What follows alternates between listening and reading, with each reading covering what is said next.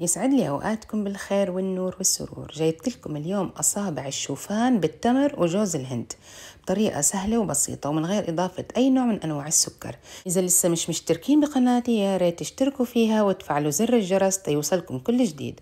وتعالوا نشوف مع بعض طريقة التحضير. معي هون كوب من التمر المقطع، أي نوع تمر موجود عندكم تقدروا تستخدموه. بغمره بالمي المغلية وبضيف عليه ربع معلقة صغيرة من كربونات الصوديوم. بحركهم كتير منيح. بحط التمر المنقوع على طرف على نار متوسطة بمقلاية. معي هون كوباية و3/4 الكوب من الشوفان.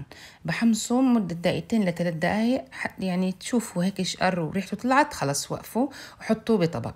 معي هون كوباية من الجوز مجروش خشن. طبعا تقدروا تستخدموا أي نوع مكسرات عندكم، لوز، فستق، أي نوع مكسرات. برضو بتحمصوها شوي وبتحطوها فوق الشوفان. ونفس الشي معي كوب من جوز الهند، بحمصها مدة دقيقتين. جوز الهند بحمصه وأول ما يشقر هيك شوفوا لونه كيف صار على الصفار يا دوب وريحته تطلع، برضو حطوهم على خليط الشوفان. ومعي هون معلقة كبيرة من بذور الشيا، ممكن تستخدموا بذور الكتان وممكن تستغنوا عنها. وبنقلب المكونات الجافة. أنا معي التمر هون بدي أصفيه كتير منيح من المي، ولأنه أنا حطيت معه الكربونات صار التمر كتير طري. وبالظهر المعلقة نبدأ نفعص فيه. وممكن تستخدموا الفود بروسيسور محضرة الطعام لطحنه، بس ما في داعي. بطنجرة صغيرة على نار متوسطة أنا حطيت التمر وبدي أحط عليهم ربع كوباية من العسل ونص كوباية من زبدة الفول السوداني. ممكن تستخدموا زبدة اللوز، هالمتوفر عندكم حطوه.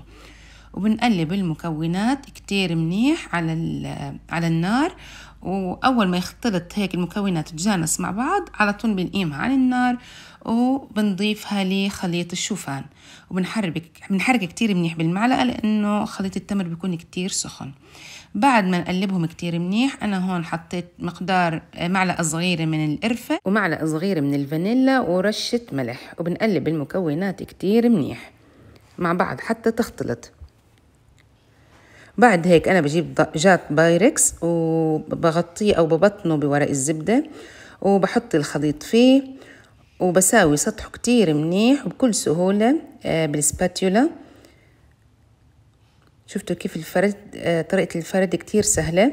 وأهم شيء تساووا الحواف كتير منيح، وقد ما تقدروا تصيروا رايح جاي تمسدوا الوجه.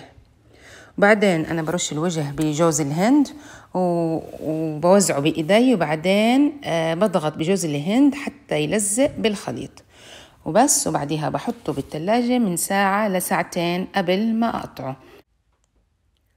بعد ساعتين طلعته من الثلاجة ورفعته من الجاط وبلشت تقطيع فيه. بقطعه على شكل أصابع. فيكم تقطعوه بالشكل بدكم إياه، ممكن تقطعوه على شكل مربعات، أصابع رفيعة، أصابع عريضة، مثل ما بدكم وكيف ما بتحبوا.